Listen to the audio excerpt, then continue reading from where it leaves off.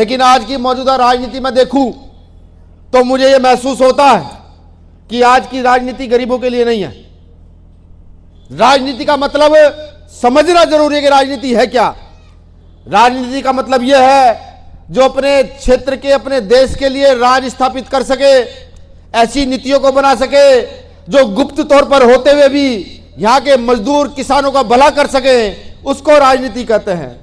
आज की राजनीति क्या है कि 14 से पहले माननीय अन्ना हजारे जी को यहाँ बिठाया गया, उन्होंने हमें एक आंकड़ा दिया कि कांग्रेस ने इतने लाख करोड़ रुपए स्विस अकाउंट में जमा किए हैं, और हम क्योंकि भारतीय भावनाओं में बहुत जल्दी बह जाते हैं तो हमने सबने उठा लिया ठीकरा, भगाओ देश बचाओ।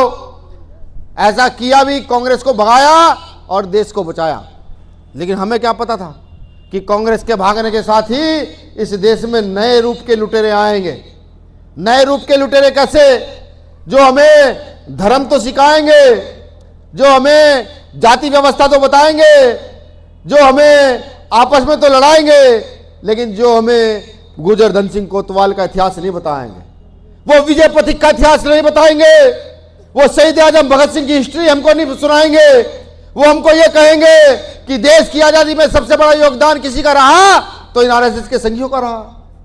लेकिन जब हम इतिहास के पन्ने खंगालते हैं तो मैं ये देखता हूं, हालांकि कुछ शब्द ऐसे गलत है वो नहीं कहे जा सकते, मैं कहूंगा तो बहुत दूर बात जाएगी, विवाद खड़ा हो जाएगा, पूरा संघ मुझ पर मुकदमे लगाने के लिए लगेगा।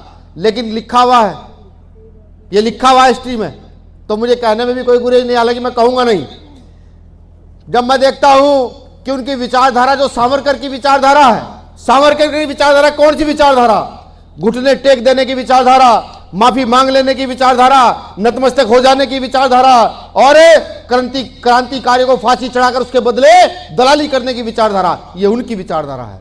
और जब मैं अपनी विचारधारा देखता हूं तो पता लगता है हमारी विचारधारा अंबेडकर की विचारधारा, फूले की विचारधारा, साहू की विचारधारा, पटेल की विचारधारा, जगदेव प्रसाद कुशवाहा की विचारधारा, कर्पूरी ठाकुर की विचारधारा, ललित सिंह यादव की विचारधारा, विजय सिंह पथिक की विचारधारा, ये हमारी विचारधाराएं हैं।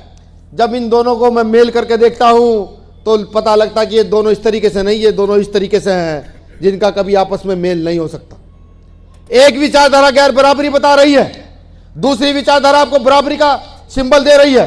एक विचारधारा कह रही है कि नहीं, अगर कोई गलत है, वो चाहे बेटा हो, भाई हो, बंधु हो, कोई भी हो, तो वो गलत है। एक विचारधारा कह रही है कि नहीं, अगर मेरा भाई, मेरी जाति का आदमी गलत है तो वो सही है, दूसरी जाति का आदमी गलत है तो वो गलत है। अब ये तय आपको करना है, कहां रहना है, कहां आपको जाना है, किसके साथ खड़े रहना है, ये आपको तय करना है।